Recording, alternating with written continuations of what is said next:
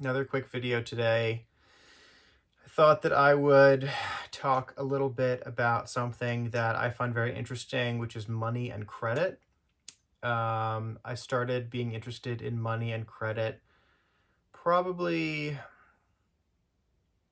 4 or 5 years ago, like being really interested in it. I read a couple really interesting books. One of the best books that I've read is Navigating Big Debt Crisis. I think I read that my freshman year of college.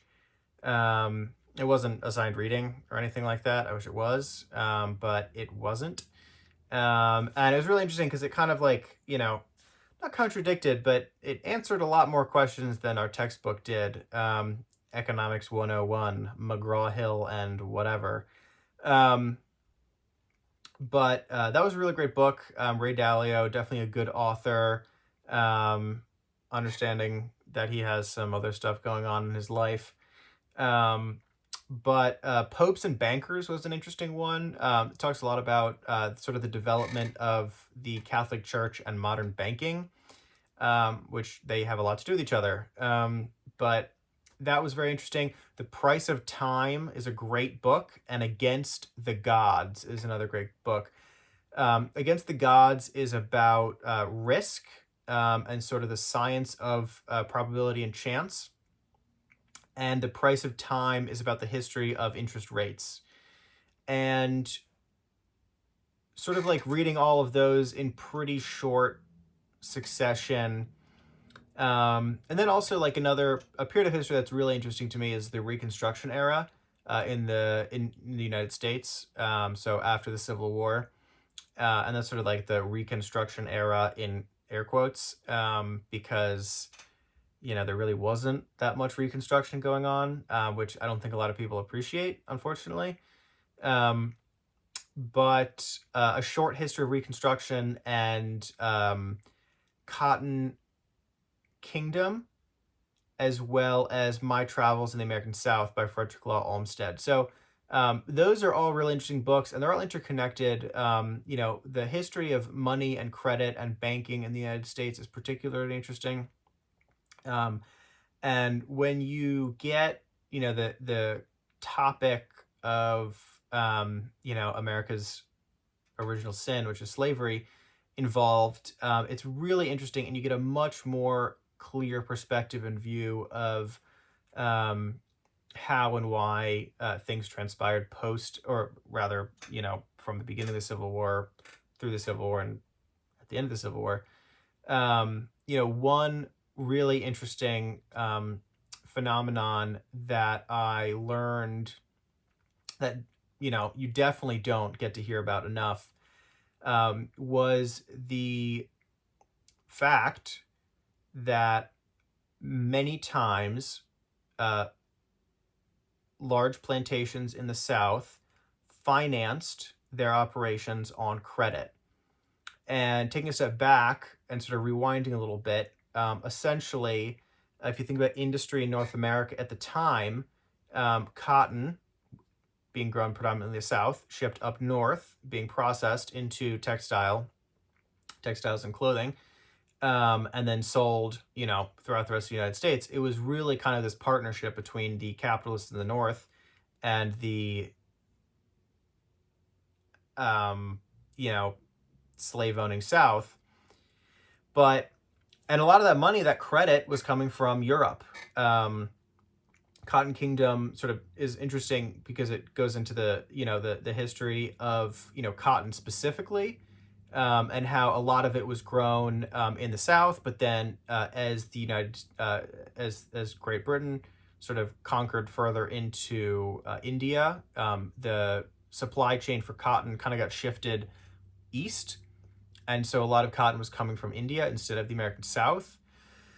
And that caused a lot of issues. Another issue was that a lot of cotton was being shipped from the American South to England and then into Germany to get woven and spun and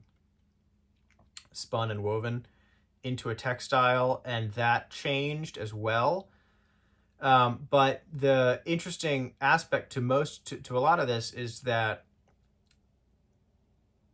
planters mortgaged their slaves, their property, including their farms and their crops,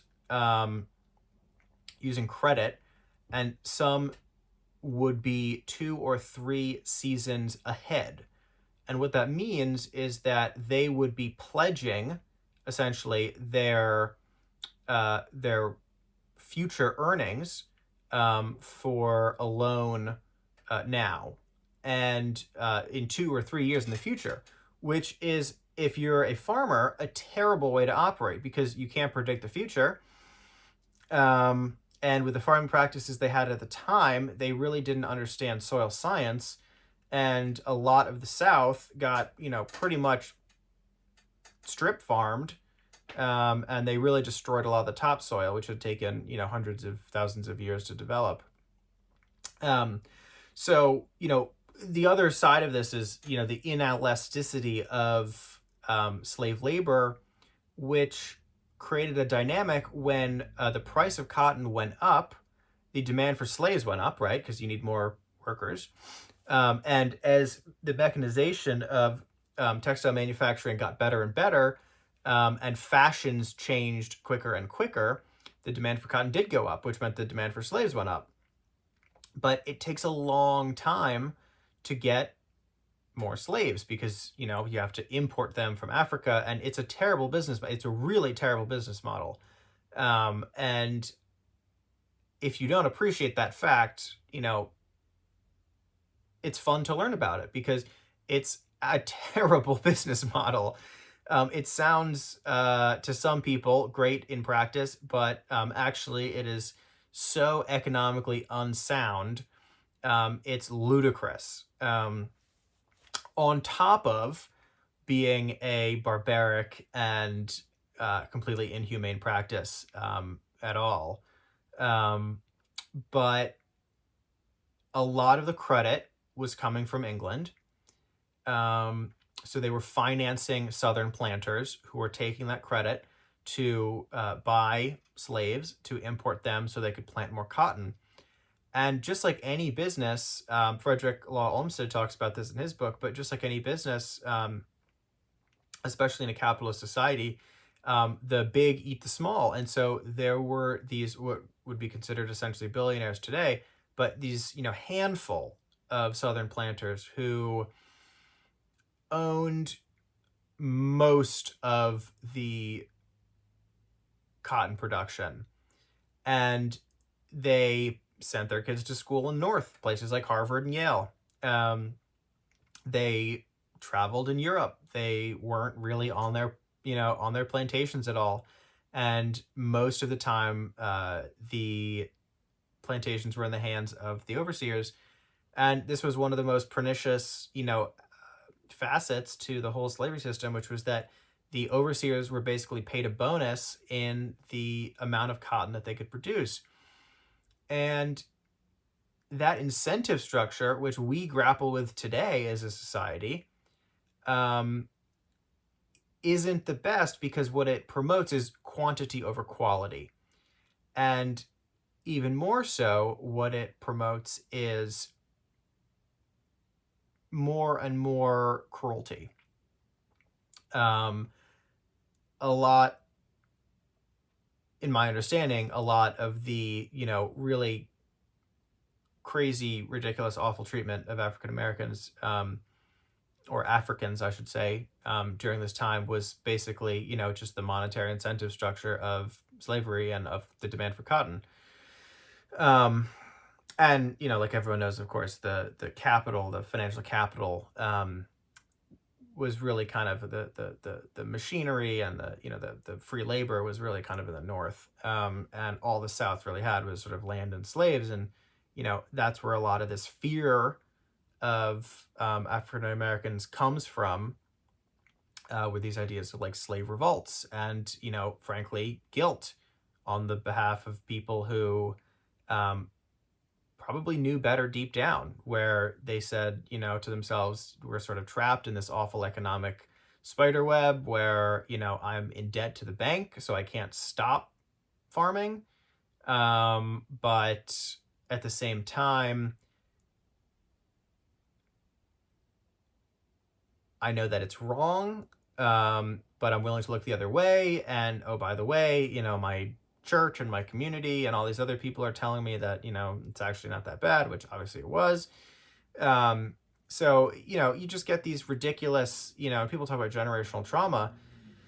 Um, and it's so true. I mean, can you imagine?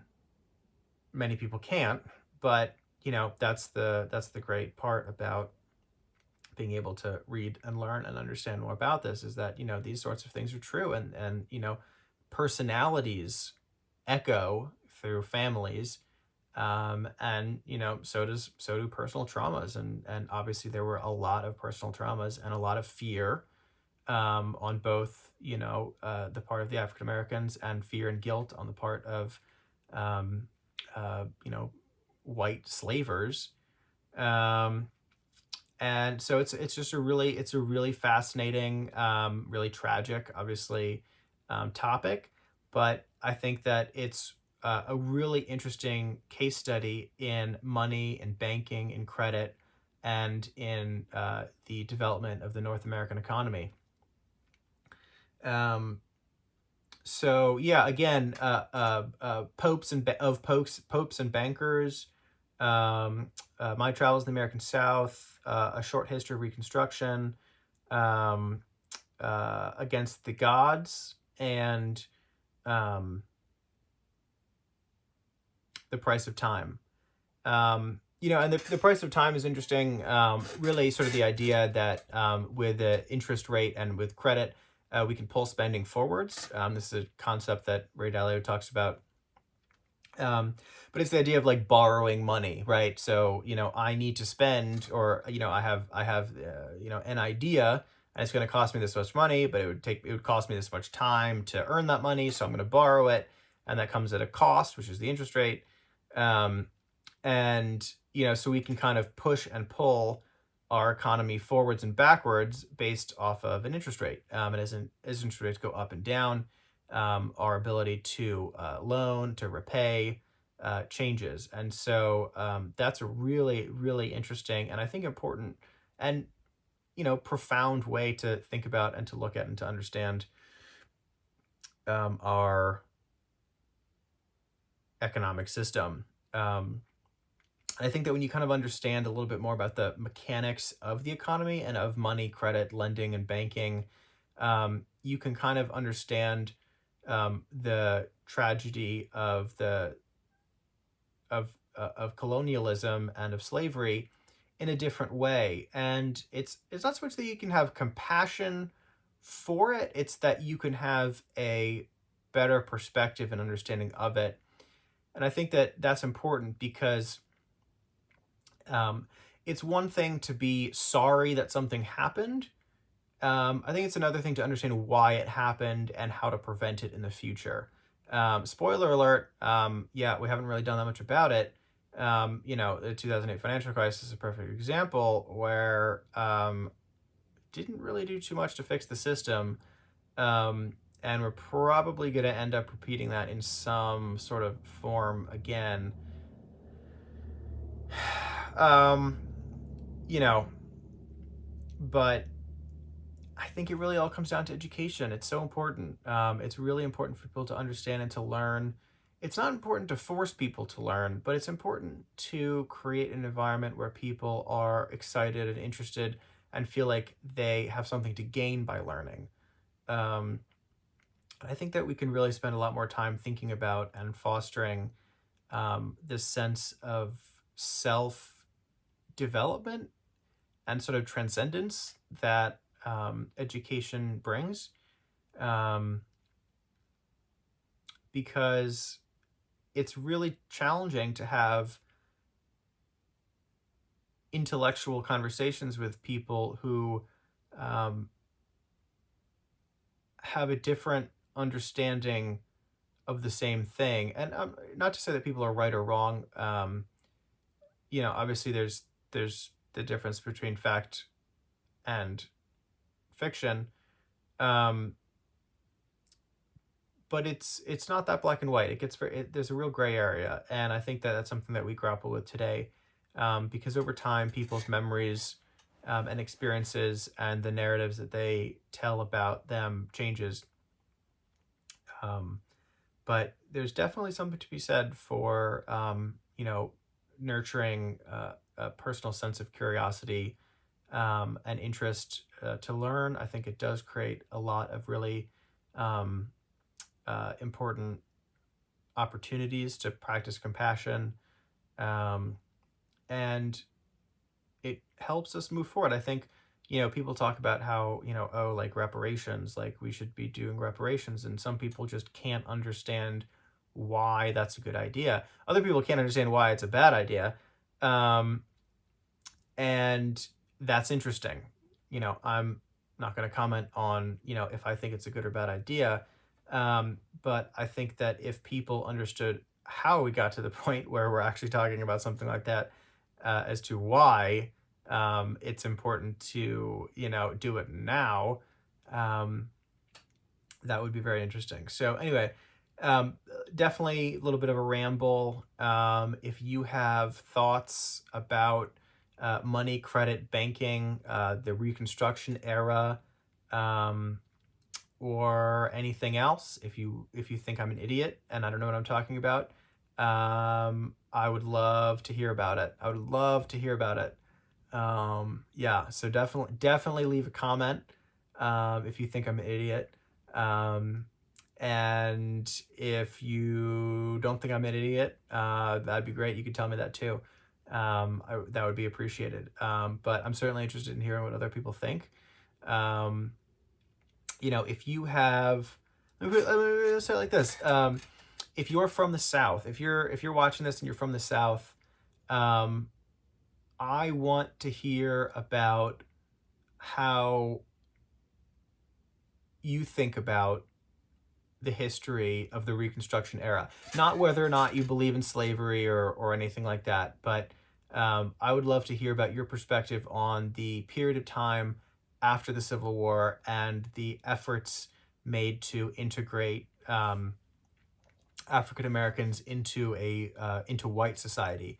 Not that there was like well, yeah. Let's just start there. I'm not. I'm sure I didn't phrase that completely correctly, but I'd love to hear what you think about that. And maybe someone from the North, if anyone's watching this who's from the North, I'd love to hear about your perspective. If you're an older person, that'd be even cooler. If you're a younger person, I'd love to hear more about like where you're at and where you're thinking about that. Um, if you're someone who has a background in banking, would love to hear that. If you're a historian, would love to hear what you think about that too.